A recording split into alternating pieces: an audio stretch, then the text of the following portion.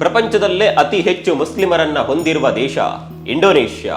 ಆದರೆ ಈ ದೇಶ ರಾಮಾಯಣಕ್ಕೆ ಎಷ್ಟು ಮಹತ್ವ ನೀಡುತ್ತೆ ಅಂತ ನಿಮ್ಗೆ ಗೊತ್ತಾ? 1970ರಲ್ಲಿ ನಿರಂತರವಾಗಿ ರಾಮಾಯಣ ಆಧಾರಿತ ನೃತ್ಯ ನಾಟಕ ನಡೆಸುತ್ತಾ ಬಂದಿರುವ ಏಕೈಕ ರಾಷ್ಟ್ರ ಅಂದ್ರೆ ಅದು ಈ ಇಂಡೋನೇಷ್ಯಾ.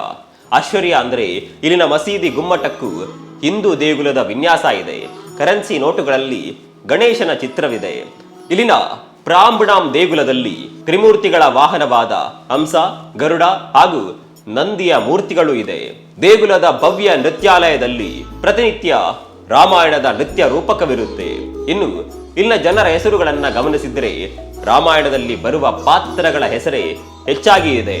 ಅಷ್ಟೇ ಅಲ್ಲ, ಇಲ್ಲಿನ ದೇಗುಲಗಳ ಭಿತ್ತಿಗಳಲ್ಲಷ್ಟೇ ಅಲ್ಲದೆ ಹೋಟೆಲ್, ಸಭಾಗೃಹ, ಮನೆಯಲ್ಲೂ ಕೂಡ ರಾಮಾಯಣ, ಮಹಾಭಾರತ ಆಧಾರಿತ ಚಿತ್ರಗಳು ಕಂಗೊಳಿಸುತ್ತಿರುತ್ತವೆ. ಶಾಲೆಯ ಗೋಡೆಗಳಲ್ಲೂ ರಾಮಾಯಣದ ಸನ್ನಿವೇಶಗಳ ಚಿತ್ರಗಳೇ ಇದೆ. 1973ರಲ್ಲಿ ಇಂಡೋನೇಷ್ಯಾದಲ್ಲಿ ಅಂತಾರಾಷ್ಟ್ರೀಯ ರಾಮಾಯಣ ಸಮ್ಮೇಳನವನ್ನ ಸಂಘಟನೆ ಮಾಡಲಾಗಿತ್ತು. ಅಷ್ಟೇ ಅಲ್ಲ, ಇಂಡೋನೇಷ್ಯಾದ ಮಿಲಿಟರಿ ಗುಪ್ತಚರ ಇಲಾಖೆಯ ಚಿಹ್ನೆಯಲ್ಲಿ ಹನುಮಂತನ ಚಿತ್ರವಿದೆ. ಈ ಮಾಹಿತಿ ನಿಮಗೆ ಮೊದಲ ಬಾರಿಗೆ ಗೊತ್ತಾಗಿದ್ದರೆ ಕಮೆಂಟ್ ಮಾಡಿ, ಇದನ್ನ ಆದಷ್ಟು ಶೇರ್ ಮಾಡಿ.